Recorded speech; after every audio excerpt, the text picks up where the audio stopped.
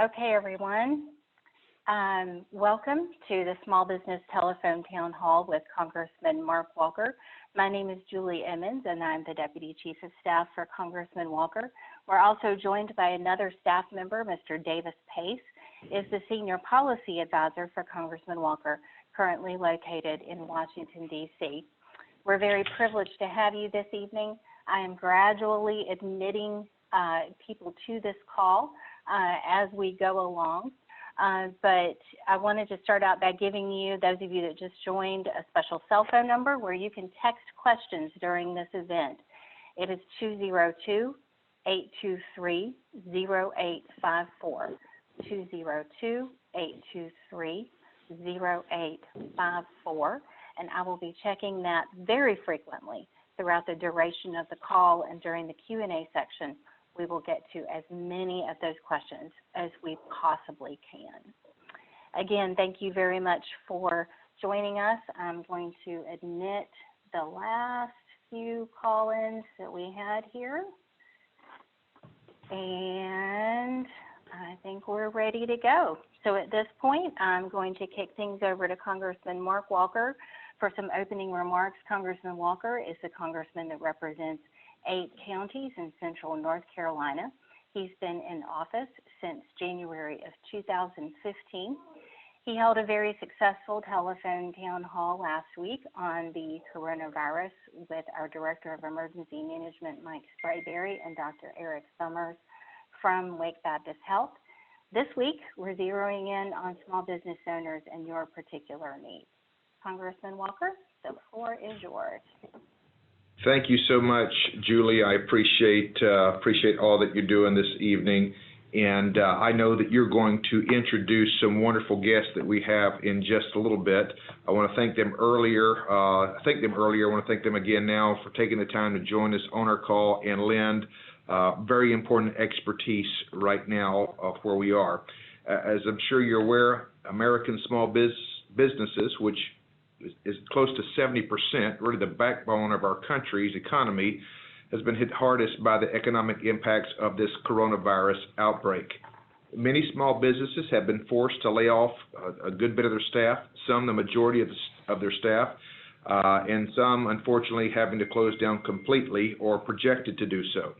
That is why I wanted to host this conference call so that all of you can be aware of the various resources available both on the state and the federal level to help businesses like your own during these challenging times. Legislatively, I was proud to support Phase 1 and Phase 2, both bills, voted for those that were signed into law this month. These bills provide direct relief to small businesses affected by COVID-19. Specifically, these bills provided $20 million to SBA to assist small businesses and offered tax credits to employers who provide paid medical leave to their employees. Even while we're on this call this evening, the Senate is trying to wrap it up. I don't know that there'll be a vote tonight, but maybe first thing tomorrow to be able to move forward. Hopefully the House can vote by UC, unanimous consent. If not, we will do our best to scurry back and get this to the President's desk as soon as possible. Just a couple quick things before we turn it back over to our Deputy Chief for some introductions. I will speak a little bit about Phase 3 and what we can expect to look into some of that with as far as specifically small businesses. In fact, let me pause on that and just provide a little bit of the SBA loan information, and I think some of our guests may want to reiterate that. Small businesses can apply at sba.gov/disaster. Looking to offer up $2 million in loans to small businesses or nonprofits for working capital needs. Terms can go out to 30 years. You have an authorized 1-year deferment on the first payments. I do want to push back on the rumor that the SBA is taking 4 to 6 months until constituents receive their money. This is not true. The average processing time is 2 to 3 weeks, and maybe we can get into that tonight as well. Sometimes it can take just a few days. Once the loan is approved, the loan disbursement will be made to the small business owner, hopefully within 1 business week. I'm going to pause there for now. I've got some more information as we get to it. If we need to expand in some of to the specifics, try to stay out of the weeds. I'm trying to do so, but there may be some important things that we can give at least as a summary on what is this next phase, phase 3, that we hope is signed into law by the end of the week. With that, I'm going to toss it back to our Deputy Chief, and she'll do some introductions, and then we'll hear from some of our experts tonight and then get into the questions. Julie? Thank you, sir. For those of you who just joined us during the Congressman's comments, there's a cell phone number where you can text questions during this call. I got plenty during the last few minutes, so that's great, you guys. 202-823-0854, 202-823-0854 is where we'll be taking questions during the duration of the event. We're going to start out with some comments by Mr. Thomas Stith, who currently serves as the district director for SBA, the North Carolina District Office. He oversees all of their operations in North Carolina, implementing SBA programs and assisting local entrepreneurs as they start and grow businesses. Mr. Stith formerly served as the Chief of Staff for Governor Pat McCrory, is a business development and healthcare consultant, and also was a councilman for the city of Durham. Thank you, Mr. Stith, for joining us this evening. Thank you, and thank you, Congressman Walker, for extending an invitation for me to participate on the call. And you outlined some of the key points already, but I will highlight just a few others, and certainly want to leave plenty of time for questions. But Congressman Walker, as you alluded, SBA is in current recovery mode, if you please, for the economic injury disaster loans here in North Carolina. North Carolina received full declaration for the entire state on last Wednesday, March the 18th, which made eligible small businesses, gave them the ability to apply to the economic injury disaster loan program. The website, and I will repeat it once again, that you apply through the web portal would be sba.gov/disaster. There is also a 1-800 number for customer service, and that is 1-800-659-2955.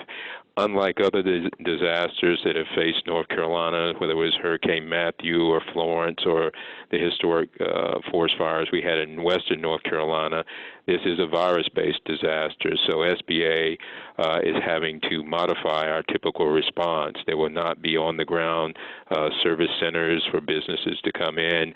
It will be handled virtually because of the danger of the virus. But we do have, once again, both online and telephonic support, and also resource partners throughout the state. One of our major resource partners, and I won't say much about that, is on the call this evening, and you'll hear more about what the SBTDC can do in support of our small businesses. But just again, on the economic injury disaster loans, they are loans that businesses, those that are directly affected by the disaster, businesses that offer services to businesses in declared areas and related industries are eligible for the loans. These loans can go up to $2 million. There's a 30-year payback term. As Congressman Walker mentioned, there's a 1-year deferment on any payback on the loans. For small businesses, the percentage interest rate is 3.75%. For nonprofits, it's 2.75%. Just to give general information about the criteria that in the division of SBA that handles this response directly is called the Office of Disaster Assistance. As mentioned earlier, I head up our North Carolina District Office, and we're working very closely with the Office of Disaster Assistance in this response. But what the loan approval process will generally look at is an applicant's credit history and how that aligns with SBA guidelines. the repayment, and obviously now a majority of businesses that are applying are significantly impacted, but the repayment, the ability to repay at some point in the future will be assessed during the process. And also, obviously, as I mentioned earlier, the eligibility is the applicant physically located in a declared county. And once again, the entire state of North Carolina has been declared. So if you have a small business within North Carolina, you are indeed eligible. Loans, there's been some discussion about collateral. Loans $25,000 and below will not require collateral. Loans $25,000 and above, SBA will try to ascertain some level of collateralization of those loans. That will not automatically disqualify an applicant, but will look for some level of collateralization. And I can get more detail with questions, but in general, small businesses that can apply range the whole gamut, from hotels to wholesalers to travel agencies. People don't realize that typically over 90% of businesses are small businesses, so we are encouraging small businesses throughout North Carolina to apply. And I have heard, obviously, the response has been very significant. We are reporting concerns with the online system to SBA headquarters to ensure that any glitches that we're seeing in the initial enrollment process are being addressed. But if you can imagine, especially those I'm a North Carolina native, if you can imagine a hurricane in every county in North Carolina and then multiply that by every county in the U.S., that's the type of response that we're faced with. And so while we feel we have good systems in place, obviously there will be challenges. So we are quickly addressing those challenges and certainly look forward to answering questions in tonight's forum.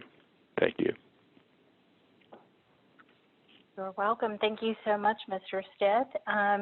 Boy, with lots of questions coming in, folks. One more reminder, you can text questions to 202-823-0854. Thank you for sending in the ones that you have. We're going to move on now for some brief comments from Mr. Scott Daugherty, who currently serves as the Executive Director of the North Carolina Small Business and Technology Development Center. He's been there since it was founded in 1984. He's also the Assistant Vice Chancellor for Extension Engagement and Economic Development for North Carolina State University. We are honored to have you with us this evening, Mr. Daugherty. The floor is yours. Thank you, Julie, and thank you, Congressman Walker, for scheduling this town hall teleconference. These are indeed challenging times for all of us. Certainly the most significant and widespread that I've experienced in the last 35 years. The SBTDC is an extension program. It's based in campuses of the University of North Carolina system. We have 16 campuses and offices across the state. We have 35 years of experience serving small firms, and regrettably, we have very extensive experience as a first responder for small businesses following disasters. We focus particularly on companies with 10 to 200 employees, but we can obviously serve those that are smaller and on occasion those that are larger. Our regional centers in Winston-Salem, Greensboro, and Raleigh collectively serve the entire 6th congressional district of Congressman Walker's.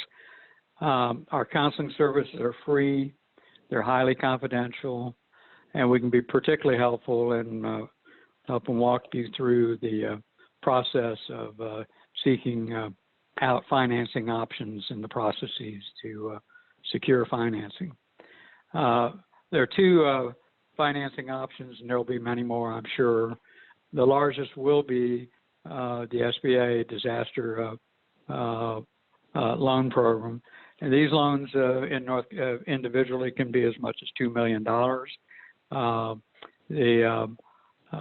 And there is a defined process for application and review and approval. Second and fairly new option is a rapid recovery loan program that is actually administered by Thread Capital, which is a operating unit of the North Carolina Rural Center. This is geared for much smaller loans. It's limited to 2 months worth of revenue and is capped at $50,000. So we might keep that in mind.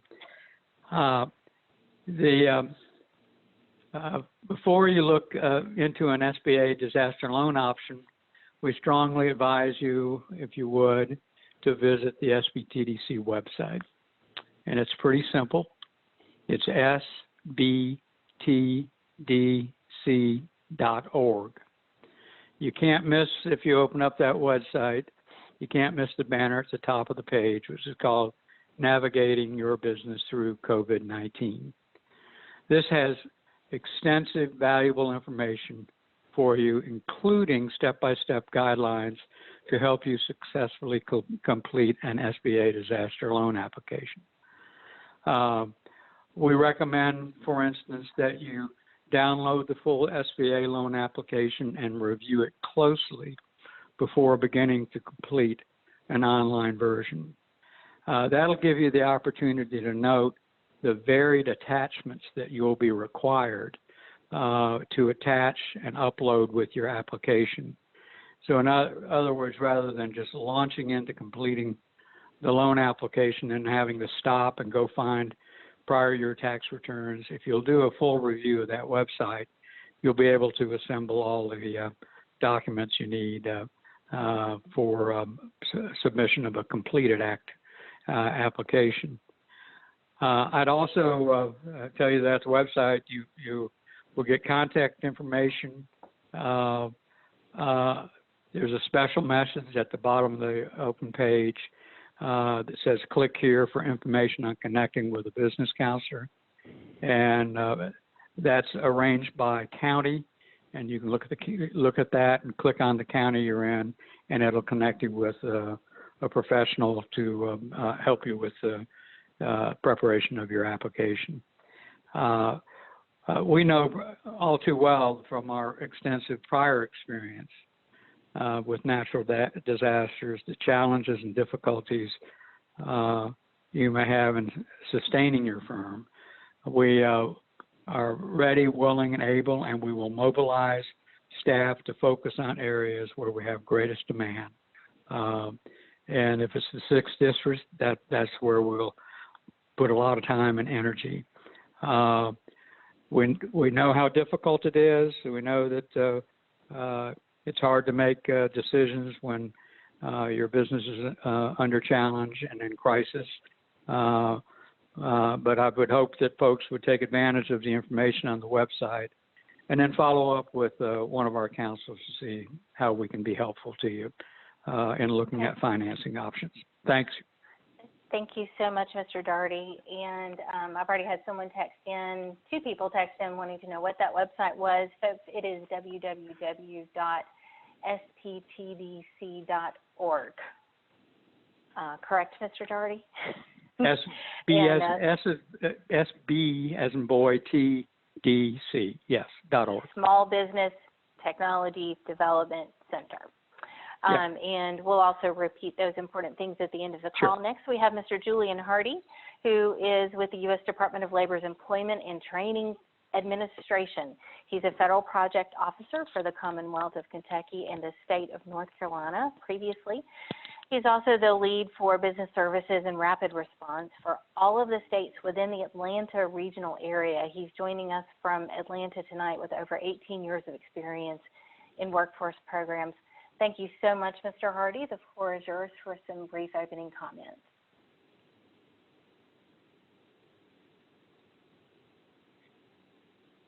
Do we have Mr. Hardy anymore? Okay. I will have to work on making sure we have him back in. Right now, though, I'm going to turn the floor over to Mr. Dan Gerlach. Dan is a consultant to the North Carolina Chamber. Mr. Gerlach, do we have you? Oh, yes, ma'am. Can you hear me? Yes, we do. Yes. Thank you. I wanted to tell people before you begin, Folks, we're honored to have Mr. Gerlach with us this evening. He has over 2 decades of experience and expertise in business and rural economic development. He's the former president of the Golden Leaf Foundation, and he also worked in the governor's office where he was a senior advisor and led efforts to respond to disaster relief and recovery during 2 recessions. So you've seen a lot, Dan. We're honored to have you with us, and the floor is yours for some opening comments. Thank you very much, Julie, and Congressman Walker. Thank you for having me this evening, and for my colleagues on the call as well, who we've worked together in a variety of ways and over the years. Thank you for being here. Thank you, everybody, for your attention. The North Carolina Chamber is the voice for business in North Carolina. We are working daily with the governor, with mayors of the across the state, with the United States Congress, to help make sure that a common phrase we use in North Carolina, too common for my liking, is we do not want a natural disaster to become an economic disaster. And what we're trying to avoid now is a public health disaster from becoming an economic disaster as well. We're appreciative of the collaboration and cooperation, hearing the voice of business, because of the choices that we've had to make as a nation. The choices to protect ourselves and our health have had these negative consequences. It's almost like a taking from your business, and I know that many of you feel that way. In the 6th Congressional District, to give you a sense of this, the scope and magnitude of this, which we don't forget and which we remind people of, 1 in every 10 workers in the 6th Congressional District is in accommodation and food. And probably a similar amount of those are also in the businesses affected by the governor's executive order of yesterday for gyms, cosmetologists. My 2 nieces are cosmetologists, barbers, and the like, to no longer be able to see clients. So this is a widespread magnitude. I wanted to echo a couple of things we have on our website at nchamber.com. nchamber.com. There are, in search on it for resources for coronavirus for small businesses. I've sent this information to Julie. I could give you the whole website, but we'd be for the rest of the hour with the slashes and the dots and everything else. So nchamber.com is the source to go to. We're trying to help our members, manufacturers, and others who are not our members get in touch as they set to retrofit to meet the demands for personal protective equipment and other type of equipment used to meet the expected surge in demand, unfortunately, in our healthcare facilities throughout the state and throughout the nation, and getting a lot of response on that. Second thing we're trying to do is let people know about these resources. Mr. Doherty talked about an organization I used to work for. Mr. Stith was on the board. I would ask you to go to ncrapidrecovery.org, ncrapidrecovery.org, talking about that small lending program that might be able to bridge you to when the SBA loans and others being discussed on Capitol Hill can flow. So that's the second resource. And third is, and finally, what I would wrap up is just there's efforts underway for business to treat its own workers well, to do the best that they can. And I guess that what I would ask for, having worked on various kind of challenges facing our state over the past decades, as my colleagues on the call have, is be patient, because I don't think if any of us forecasted this, we would be some kind of prognosticators, because I think people are trying to do the best we can, and we appreciate your patience. We also appreciate, but know that if you have concerns as business leaders, as business owners, you can certainly get them to the NC Chamber, because we're the voice for business. I yield the balance of my time. I'm sorry, Julie. I think I may have accidentally been on mute. I apologize for that. That's okay. Is this Julian? It is. I'm sorry. I was okay. All right, folks. This is Julian from the Department of Labor, who I previously introduced. Julian, you have a few brief comments, please.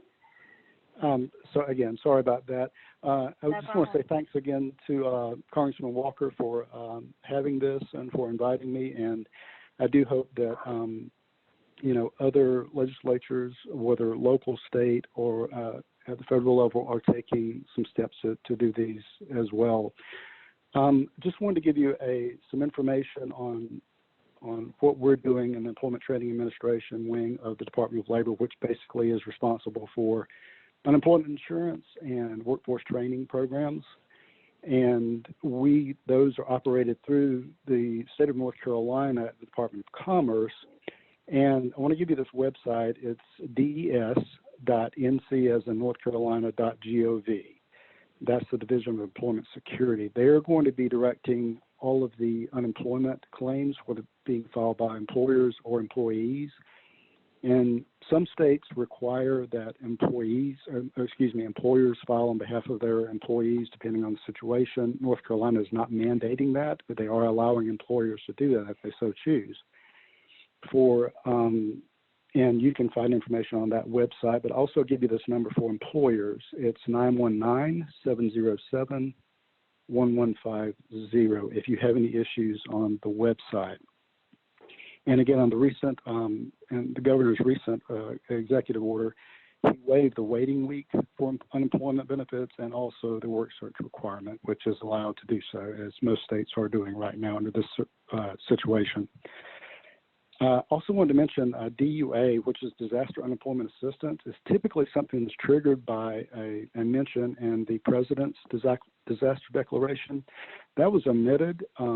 That's usually kicks into gear for people who would otherwise not qualify for unemployment insurance in case of a hurricane or disaster of some sort. And I think one of the reasons that hasn't been enforced just yet is we're waiting to see what's going to happen in Phase 3 that Congressman Walker mentioned, and I'm very eager to hear what he has to say about what's going on there. And I want to thank him for his work in Phases 1 and 2 as well. We also have the National Dislocated Worker Grants, which are typical disaster grants that are available for application by states in a disaster situation or a mass layoff. Those have been very recently tailored to address the COVID-19 situation. And we understand several states have applied, and North Carolina is in the process through the Department of Commerce of submitting an application for that assistance as well. And again, I appreciate all of you being here. Sorry for the little snafu a moment ago, but thanks again, Congressman Walker and staff, for having me. I appreciate it. No problem. We're honored to have you. And folks, one more time, the number to text questions is 202-823-0854. We're going to get to those as quickly as we can. I did want to let you know that if you have sent us a question, we will get an answer for you, even if it's not on this particular call. We will track that down. And also, special guests, if you would be prepared for our last minute of the call to quickly repeat any website or phone numbers one more time that you have given in the course of your comments. Everyone will have their pens and papers ready for that. So at this point, I think Congressman Walker has a few comments about the current Phase 3 on Capitol Hill. Sir. Thank you, Julie. Thank you for the job you're doing as Deputy Chief.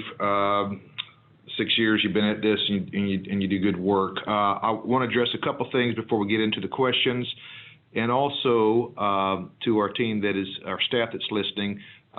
May want to follow up at the end of this to see if maybe on the website there's a lot of numbers and websites and things that we are putting out this evening. There may be one place or location on our website that people could go to that might be helpful, because I'm getting ready to open up giving another one.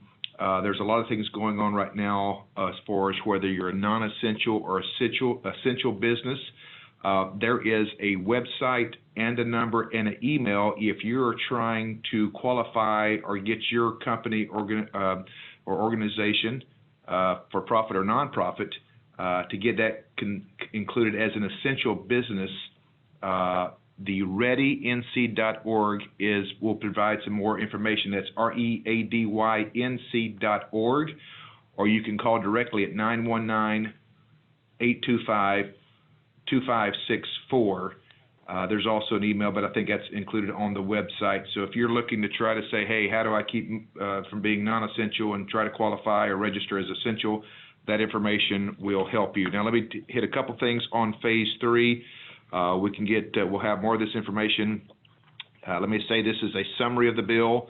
It has not gotten out of the Senate this evening. We're probably looking at sometime tomorrow morning, but these are the things that we do know that are part of the process. There's 4 phases. I'm just going to talk specifically the ones that have to deal with small businesses.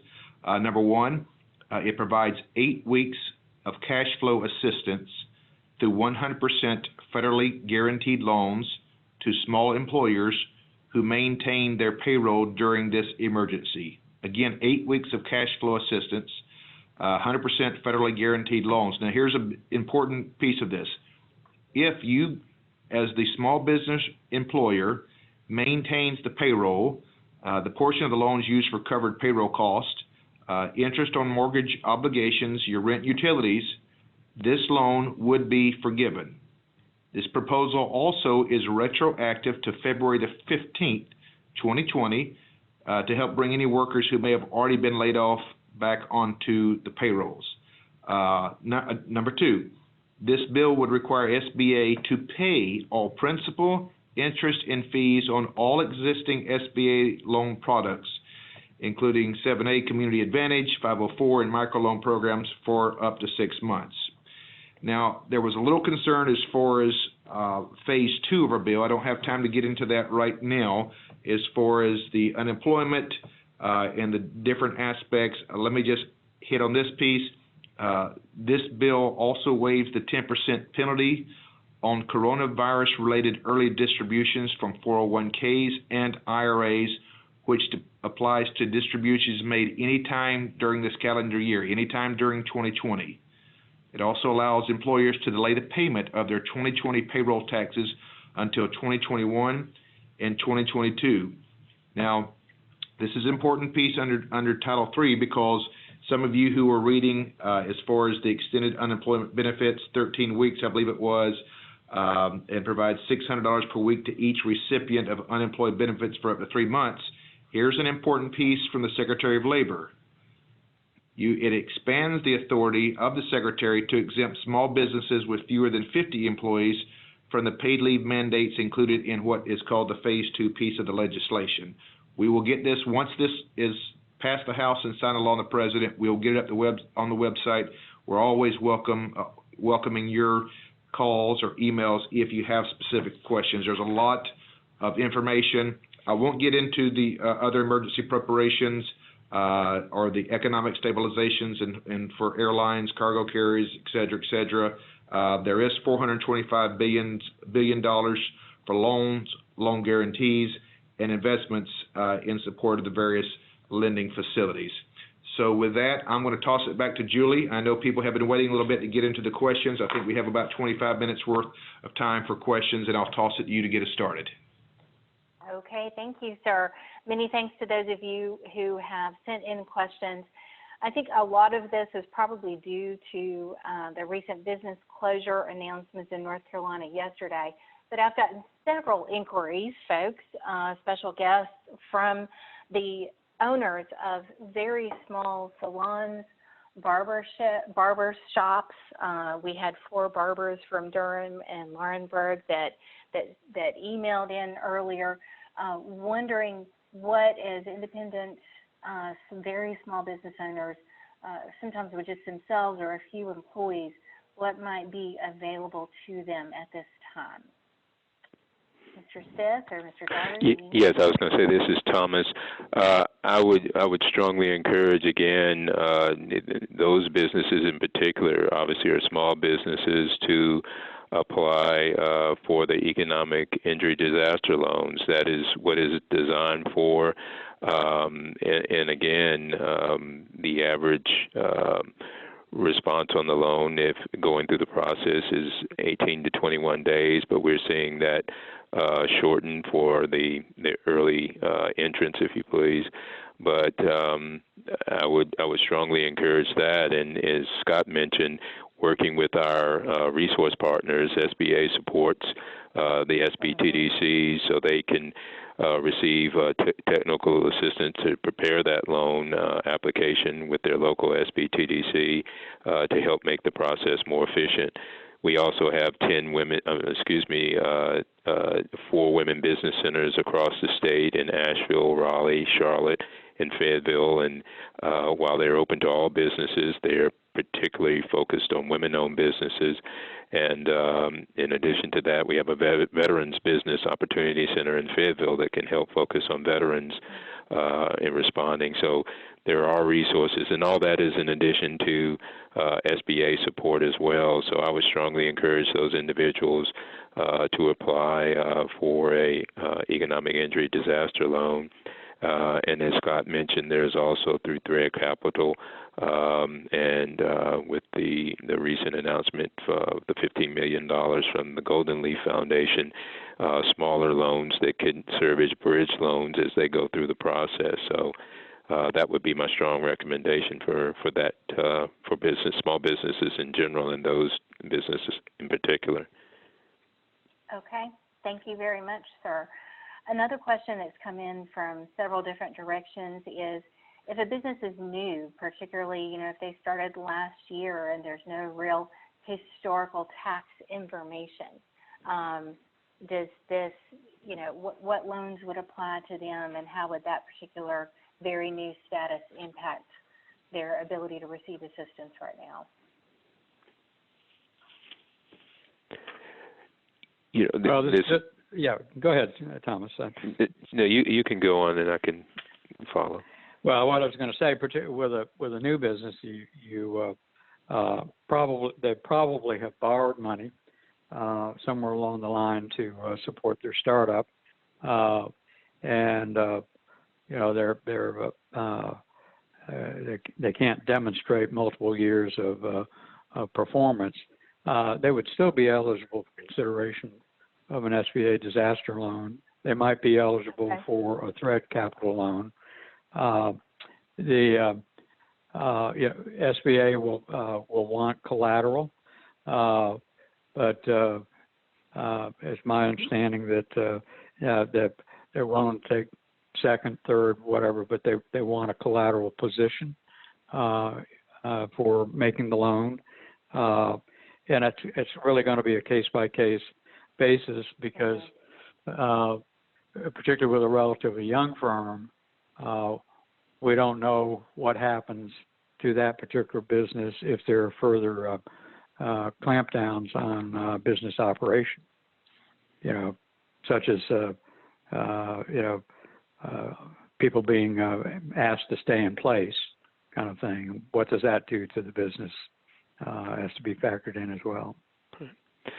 Yes, and this is Thomas, and that is correct. There may be businesses now, that's one of the requirements, most recent federal income tax return. Some businesses, haven't filed it.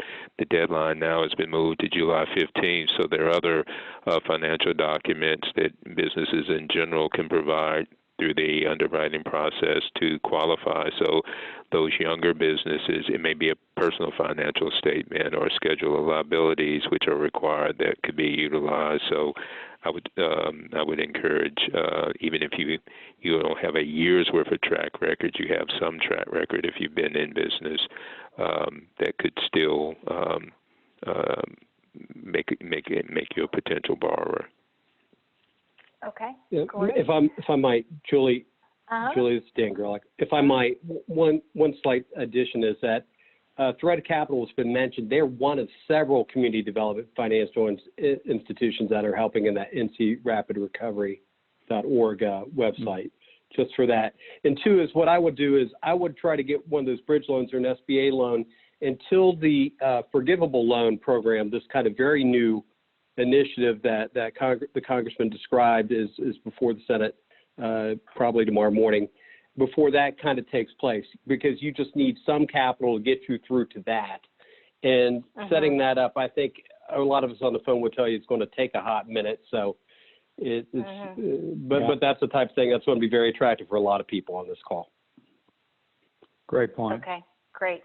Thank you so much. This is probably a fairly quick question for Mr. Stith. One gentleman or gentle lady mentioned that the SBA site is slow. They found the forms online. May they mail them to you versus submit via the website? They can, and I should have mentioned that earlier. There is an option to literally print the application out and mail in. Candidly, if at all possible, my suggestion would be the online submission and I'm literally typing notes to forward to our Office of Disaster Assistance, in particular around the comments on the sluggishness and crashing of the system in some cases, because that's what we are doing as well at the district level. We're on the ground and we're hearing what's going on, and we can provide that timely feedback so that the appropriate individuals can correct the systems. But I would strongly suggest, if it can be done online, to do so. But if not, the mail-in is an option. Okay, great. Thank you so much. Okay, so we have a question from Joy at the Animal Park in Caswell County. This is a nonprofit in North Carolina's 6th District. That's a really, really great place. Joy is wondering if we would address how nonprofits could specifically be credited or helped with paid sick leave or FMLA during this crisis. Would anyone like to address that?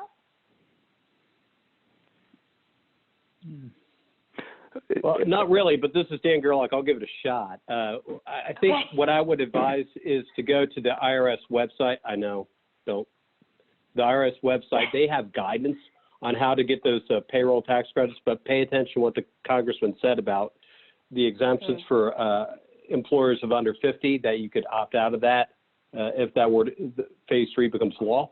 I would also say that you can look to guidance there as to how to get that payroll tax credited, how that to help you provide some immediate relief quickly. So IRS.gov.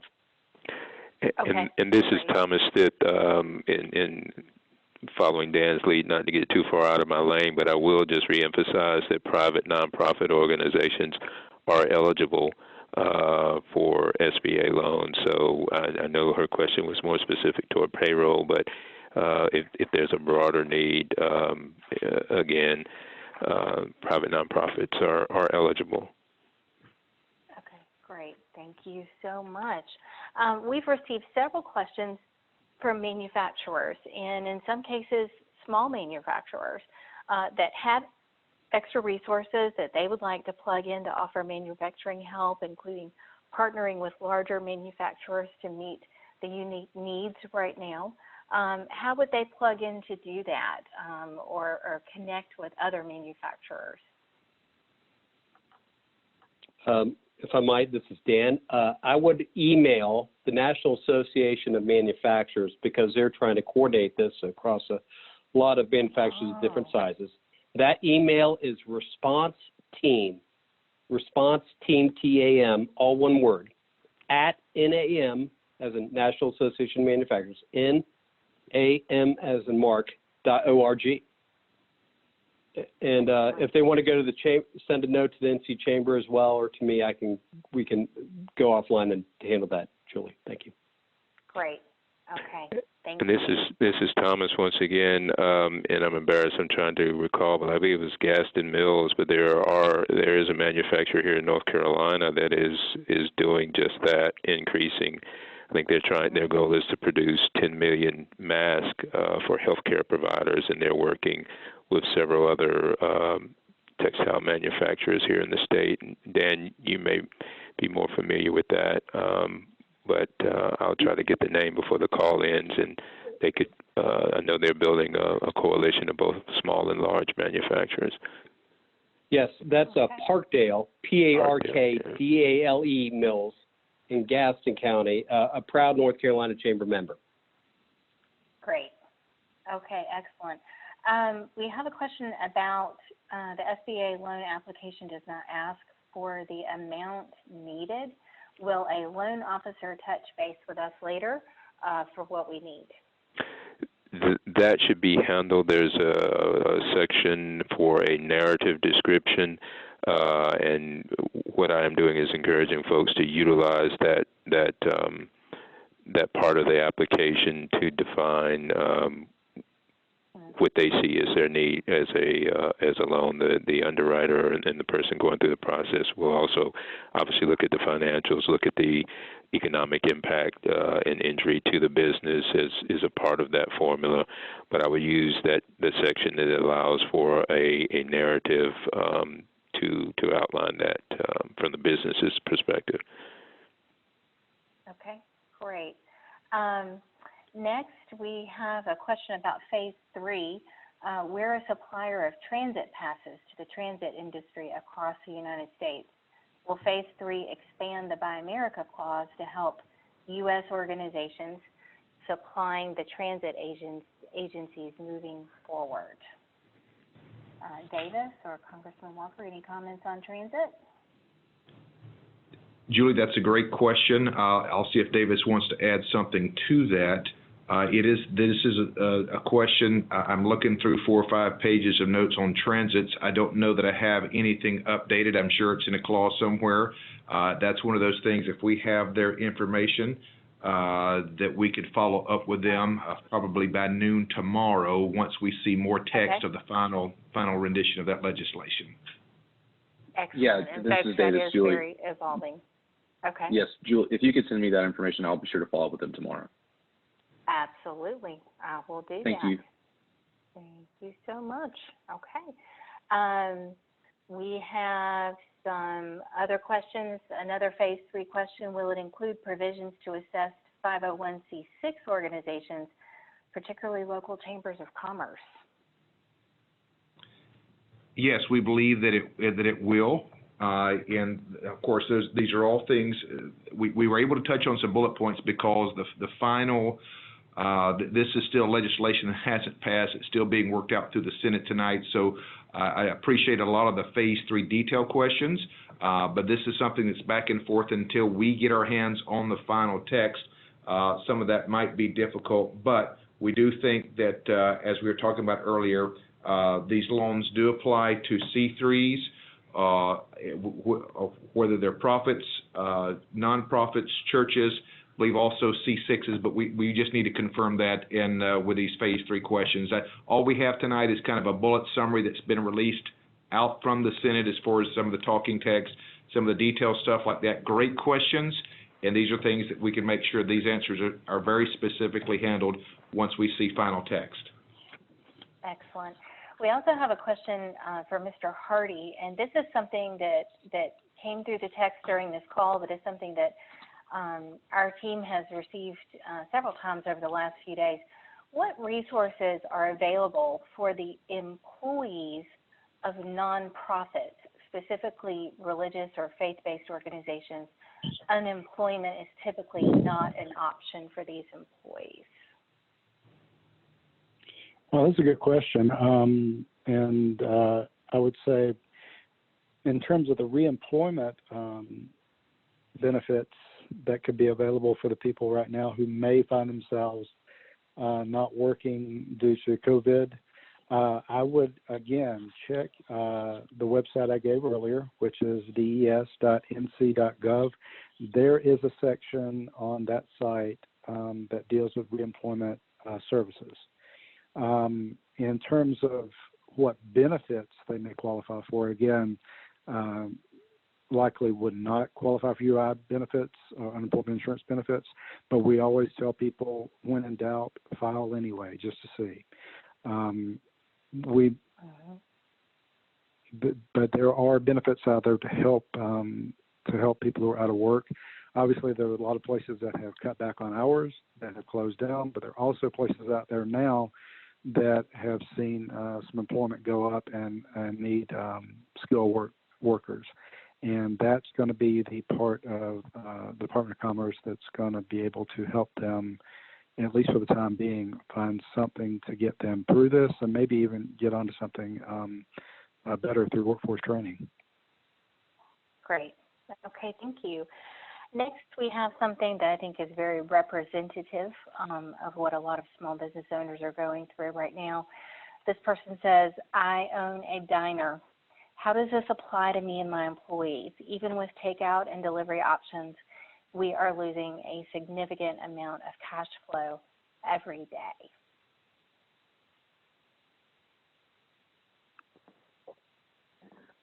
Well, this is Scott. We understand that it is one of the things that we have to be mindful of, that we have a number of businesses that have been severely impacted like that. They would be eligible for seeking SBA disaster loans. And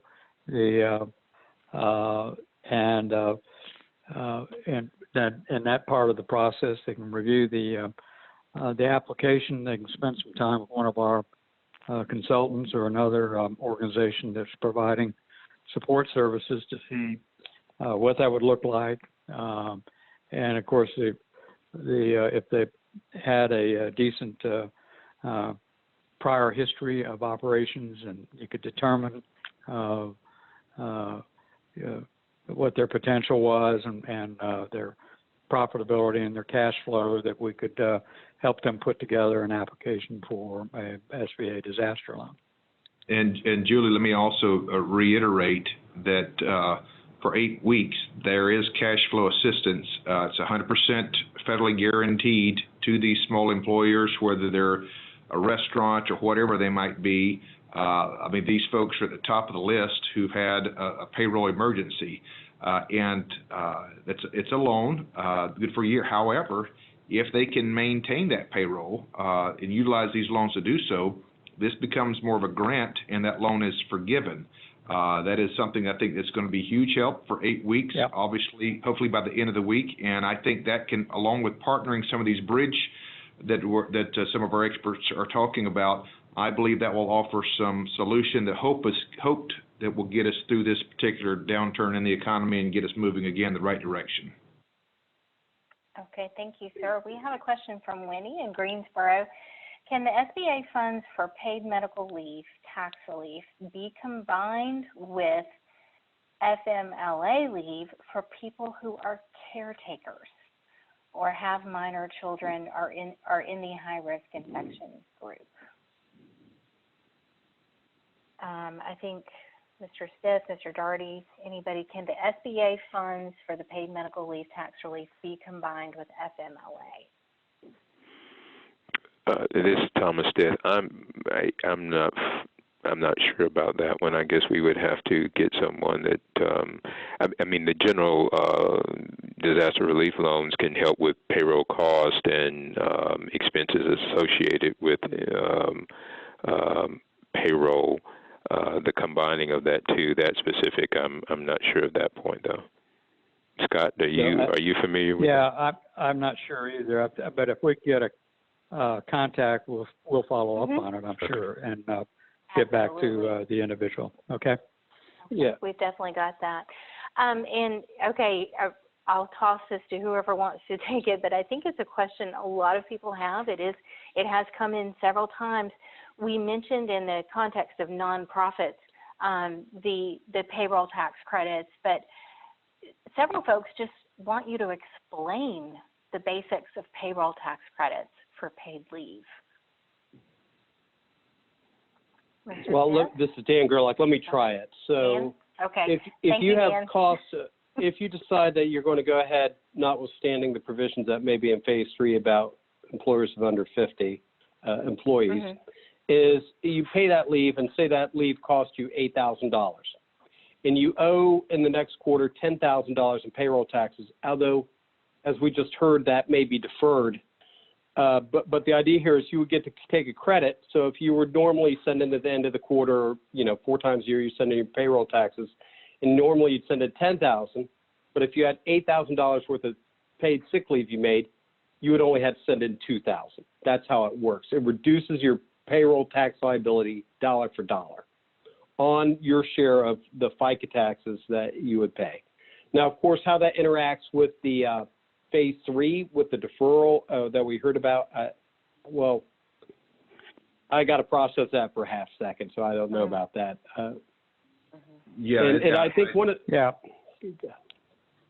just Dan, I was going to add to that just to make sure. This is such new territory. Obviously, these are things that have never been done in the business arena, and that's why some of this is still being unwound. But just to reiterate, this phase 3 would allow employers to delay the payment of these 2020 payroll taxes until 2021 and 2022. The goal was it leads to approximately $300 billion of extra cash flow for businesses by doing so. And I think that's why this makes this kind of more of a unique situation, not really a precedent for it, but also combining with some of the things that you laid out as well. Excellent. Okay, folks, I think we have time for one more question, but this is one that has come in multiple times throughout the call, particularly in the last 10 to 15 minutes. Where and how does a business apply for the 8-week cash flow? Well, there's specifically, I think this goes to the SBA, but it's not been hooked up at this point because this is, I know this may be a little complex. There's no law yet. This is something that the Senate is still hashing out. We've got the nuts and bolts here. We can pass along a few more details to some of the questions tonight as we dig it out in some of the text once it's being released to the House. To be able to be passed and then get to the president to be signed into law.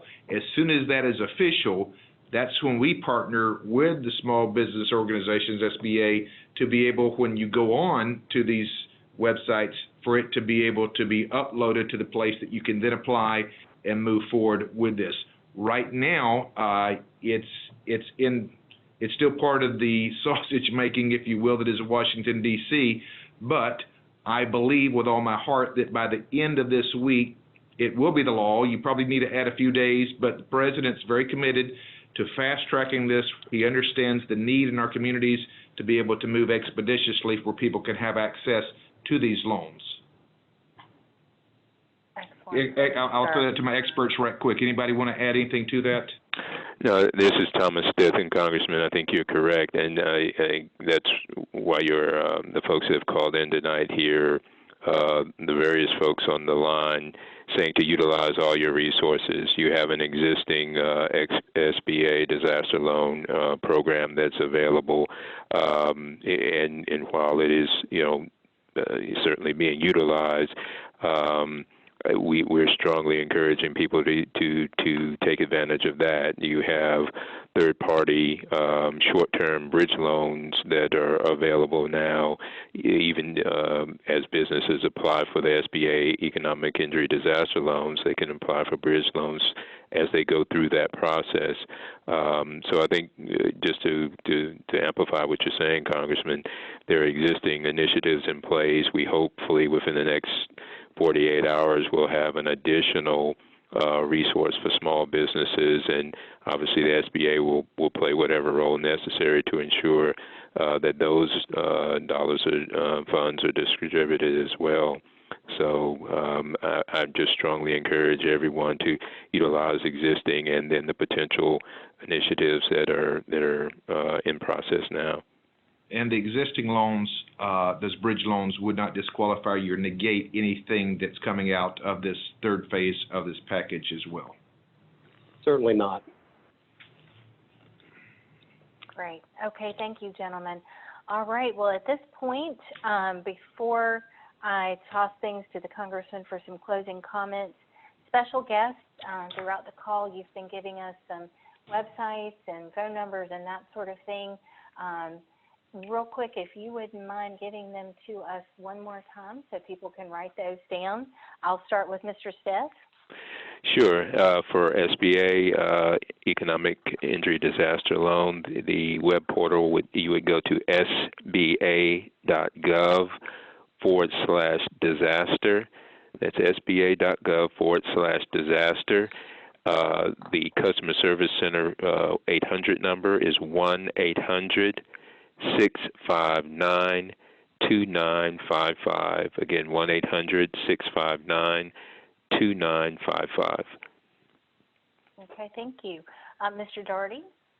Yes, the website is S, B as in boy, T as in Tom, D as in David, .org.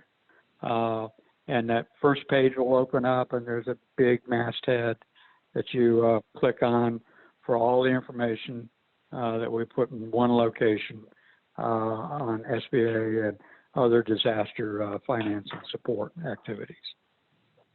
Excellent, thank you. Mr. Hardy? Yes, ma'am. Okay, that particularly as it pertains to unemployment insurance in the state is going to be des.nc.gov. And for employers who are having issues if they're choosing to file for their employees. If you have issues with the website, please contact 919-707-1150. Okay, thank you very much. And Mr. Gerlach. Yes, for kind of a broad variety of information, NC as in North Carolina, ncchamber.com, C-O-M, or in that small bridge loan program we've been discussing tonight is NC as in North Carolina, ncrapidrecovery.org. Great. Thank you so much. Congressman Walker? Yes, I'd like to thank certainly Thomas Scott, Julian, and Dan for their certainly their years of experience lending it to us tonight, taking their time. I have been so encouraged and hopeful by how many people are really forging new relationships to make sure that we are going to get through this time, the public, private sectors, and just how everybody is really locking arms and saying, how do we take care of each other? I know the state level is doing a great job. The federal guys are getting there, phase 1, phase 2, phase 3.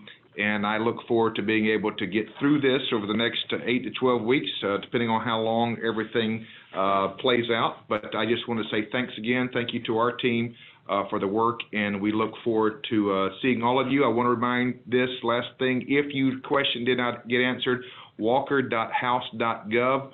We will try to get as much information. If you have a specific question, you can go to that website as well and send us an email, and we'll make sure that we follow up that within 24 hours. Thank you, Julie.